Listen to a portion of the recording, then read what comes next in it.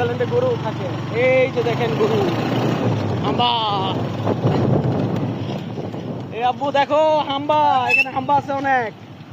এই যে দেখো হাম্বা, আয়ান দেখো অনেক হাম্বা মিনি সুইজারল্যান্ডে।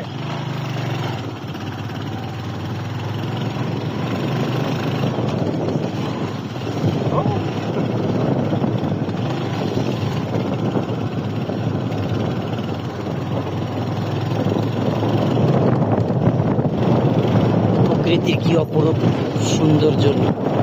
এক পাশে সমুদ্র, এক পাশে সাগর। একেবারে কাশ্মীর এবং সুইজারল্যান্ডের থেকে কোনো অংশে কম নয়। আসলে আমরা বাংলাদেশটা মনে হয় না ওইভাবে ঘুরতে পারছি।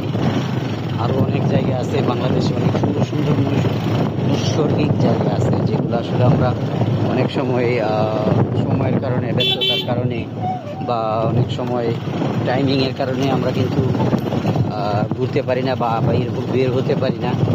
সত্যিকার অর্থেই যখন কোনো মানুষ ট্যুর করে, তাহলে কিন্তু তার ভিতরে একটু অন্যরকম ফিলিংস কাজ করে, মানে উৎফুল্লতা বা একটু ভালো লাগা, বা তার ভিতরে একটু অন্যরকম চিন্তা ভাবনা, মানে মনে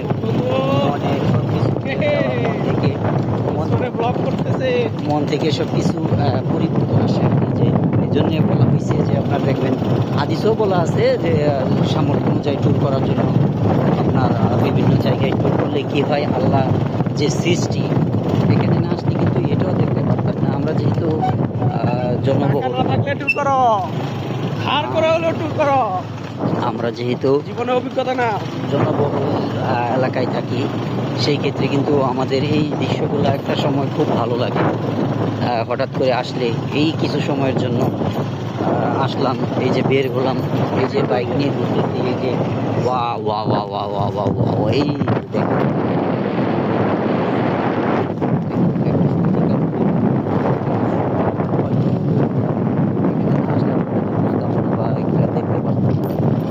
অনেকেই আসছে, অনেকেই দেখছে, যারা দেখেন না তারা আসলেই ভালো লাগবে। সকলকে বলবো, সময় সুযোগ হয় সবাই আসবেন এবং দেখবেন।